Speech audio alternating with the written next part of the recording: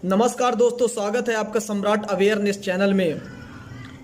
दोस्तों, हरि का अर्थ होता है ईश्वर और जन का अर्थ होता है लोग। मोहनदास गांधी ने हरिजन शब्द का उपयोग हिंदू समाज में उन लोगों के लिए किया जो सामाजिक रूप से बहिष्कृत थे, जो अछूत वर्ग थे। साथियों, आइए इस वीडियो के माध्यम से जानते हैं कि क्या हरिजन शब्द वास्तव में संवैधानिक है या असंवैधानिक है।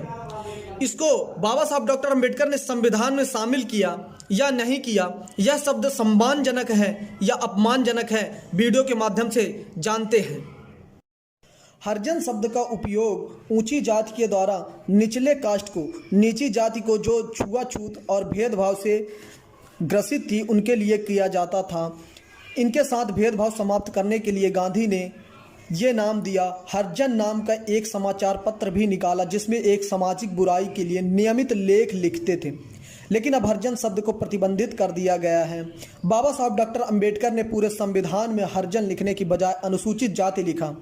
हरिजन शब्द हरि या भगवान से वास्ता रखता है और एक उच्च दर्जे का सम्मान देता है। इसके बावजूद भी कई लोगों ने कड़ी निंदा और विरोध क्यों किया, आइए जानते हैं इस वीडियो के माध्यम से क्या है सच।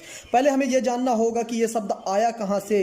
कुछ तथ्यों की खोज करने के बाद पता चला कि देवदासी नाम की एक प्रथा थी, इसी से जुड़ी हुई बाल विवाह भी एक प्रथा थी। आइए जानते हैं क्या थी देवदासी प्रथा।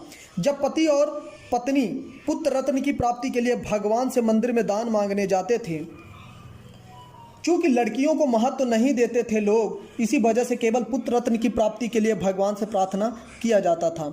अगर पुत्र की प्राप्ति हो जाती थी तो मान लिया जाता था कि भगवान दान दे दिया। अगर पुत्री पैदा हो जाती थी तो उसे भगवान को ही दान दे दिया जाता था, यानी मंदिरों में दान दे दिया जाता था लड़की को ही भेंट में। समय आने पर लड़की बड़ी होकर मंदिर की साफ सफाई करती थी और मंदिरों के जो पंडा पुरोहित रहते थे कामुक होकर उसी लड़की के साथ काम वासना को शांत करते थे। ऐसे लड़की गर्भवती हो जाती थी और बच्चा को भी जन्म दे देती थी। जब बच्चा पैदा हो जाता था तो पंडा पुरोहित कलंक की डर से एक नियम बना दिए, लड़की का मूर्तियों के साथ 7 फेरे लगवा देते थे और पैदा होने वाले बच्चे को भगवान का बेटा हरि का जन्म बता देते थे। यहीं से स्टार्ट हुआ हरिजन जैसा शब्द। एक दूसरा कारण भी है बाल विवाह, जिसके कारण बहुत कम उम्र की लड़का लड़की की शादी कर दी जाती थी और अगर कुछ कारण बस समय से पहले लड़का विधुर हो जाता था तो उसकी दूसरी लड़की के साथ शादी हो जाती थी दोबारा। अगर लड़की विधवा हो जाती थी तो लड़की दूसरी शादी नहीं कर सकती थी, ऐसा वैदिक रीति का नियम था। उस लड़की को आजीवन विधवा ही बिताना होता था। उच्च जातियों में सती प्रथा के कारण जला दी जाती थी, लेकिन शूद्र कास्ट की विधवा लड़कियों को मंदिर में जबरदस्ती ले जाया जाता था। फिर देवदासी की तरह इन विधवाओं पर भी पंडा पुरोहित बलात्कार करके संतान उत्पन्न करके हरि के जन्म बता देते थे, यानी हरिजन मतलब बिना बाप का बेटा।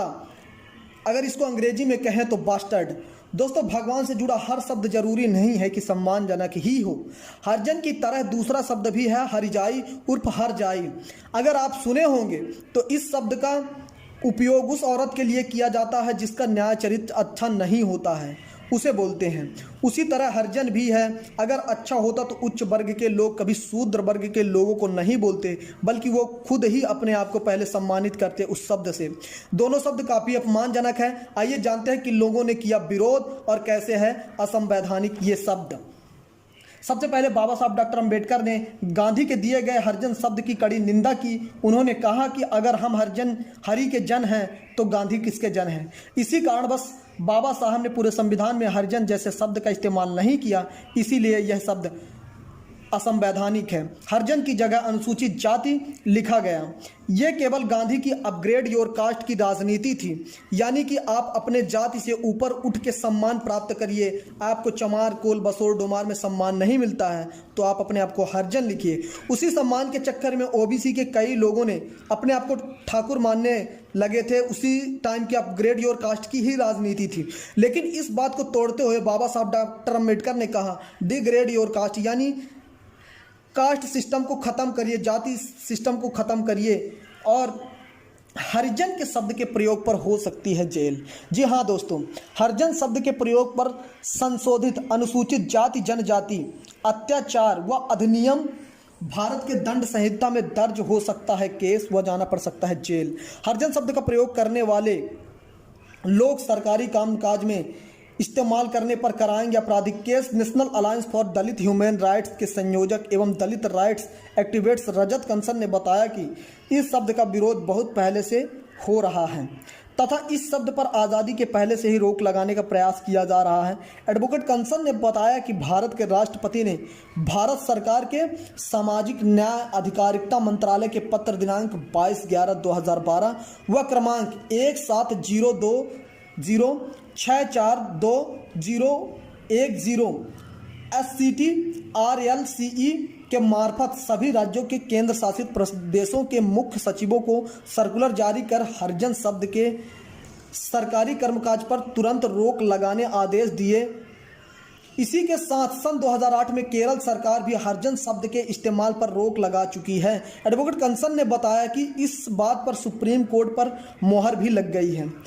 सुप्रीम कोर्ट ने एक ताज़ा मामले में, जिसको क्रिमिनल अपील नंबर 57017 है, अंजू सिंह बनाम ओमकार सिंह अडवालिया में दिनांक 24 मार्च 2017 को आरोपी ओमकार सिंह अडवालिया द्वारा हरिजन शब्द पर दर्ज हुए मुकदमों में हाई कोर्ट द्वारा अनुसूचित जाति जनजाति अत्याचार की धारा 18 में अग्रिम जमानत पर प्रतिषेध के बावजूद जमानत दिए जाने पर आदेश को खारिज करते हुए हरिजन शब्द के इस्तेमाल पर कड़ी टिप्पणी की। इस बात का आसानी से अंदाज़ा लगाया जा सकता है कि हरिजन शब्द का इस्तेमाल उच्च जाति के लोगों द्वारा अनुसूचित जाति के लोगों को नीचा दिखाने व अपमानित करने के लिए किया जाता था। सुप्रीम कोर्ट ने कहा कि हरिजन शब्द अपमानजनक होने के साथ साथ आपराधिक भी है, इसीलिए इस तरह के मामलों में अग्रिम जमानत का लाभ नहीं लिया जा सकता। एडवोकेट रजत कंसन इस बारे में बात करते हुए कहा कि इन दिनों पुलिस व सरकारी अधिकारियों द्वारा सरकारी कर्मकाज में भारत सरकार के उपरोक्त निर्देश व सुप्रीम कोर्ट के जजमेंट के बावजूद हरिजन शब्द का धड़ल्ले से प्रयोग किया जा रहा है तथा सरकारी अधिकारी एवं लोग सरकारी आदेशों व कोर्ट के आदेशों की आपराधिक अवहेलना कर रहे हैं। उन्होंने कहा कि यदि उनके संज्ञान में इस तरह का कोई मामला आता है कि सरकारी या पुलिस विभाग का अधिकारी या कर्मचारी अपने सरकारी कार्यों में हरिजन शब्द का प्रयोग कर रहा है तो वो इसके खिलाफ FIR दर्ज कराने का कार्य करेंगे। हरिजन शब्द का इस्तेमाल करने पर उसके खिलाफ SC/ST एक्ट की धारा 3A RSU व IPC की धारा 295A एवं 505 के तहत मुकदमा दर्ज हो सकता है तथा इसमें जेल भी जाना पड़ सकता है तथा आरोपी साबित होने पर 5 साल तक की सजा भी हो सकती है। अगर कोई मामला संज्ञान में आता है तो मुकदमा दर्ज कराने पर कार्य करें ताकि शब्द इस्तेमाल करने वालों पर लगाम लगाई जा सके। अगर आप सहमत हैं हमारे वीडियो से तो अगला वीडियो है आपके लिए हरिजन शब्द को किसी भी सरकारी संस्थानों से या मोहल्ला से कैसे हटाया जाए, इसके लिए मैं वीडियो बनाऊंगा कहाँ पे आप अपील करें। तो अगले वीडियो का इंतज़ार करें और हमारे चैनल को सब्सक्राइब कर लें ताकि अगला वीडियो आपको सबसे पहले मिले। और आज का वीडियो कैसा लगा लाइक करें और कमेंट सेक्शन में ज़रूर बताएं। मिलते हैं अगले वीडियो के साथ, तब तक के लिए जय भीम, नवोदय, जय मूल निवासी, जय बहुजन समाज। और आज का वीडियो कैसा लगा लाइक करें और कमेंट सेक्शन में ज़रूर बताएं। मिलते हैं अगले वीडियो के साथ, तब तक के लिए जय भीम, नवोदय, जय मूल निवासी, जय बहुजन समाज।